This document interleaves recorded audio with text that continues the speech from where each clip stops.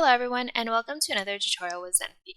Today I'm going to show you how easy it is to be able to add Typeform submissions to a Google Sheet. So without further ado, let's go ahead and get started. First, we're going to start with our Typeform submission trigger. So here you're going to be able to grant access to your Typeform account and select from your different forms. Down at the bottom, you'll be able to see the form controls, which are the questions you have added to your form. This is the Google Sheet I'll be using for this example, where each question has its own column. And it's as easy as just using one action. So we're going to be using our add row action.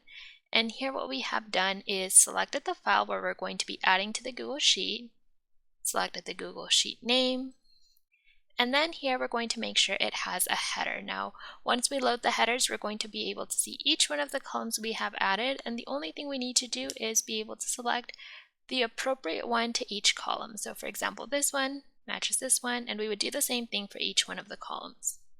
Once you have done that, as soon as it's published, you'll be able to have your responses added automatically as soon as someone adds a response. So let's go ahead and submit one. We'll click Start, answer the questions. Once we have finished filling out the form, we'll go ahead and submit it.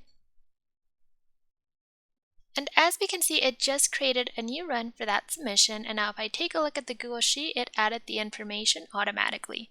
So as you can see, in under 2 minutes, we were able to set up this flow and be able to add our responses automatically. Now, if you use a different type of form, don't worry. We have an HTTP webhook trigger, so as long as we're able to connect to the system you use to be able to collect your form responses, we can follow the exact same method with a different system. If you have any questions, make sure to let us know.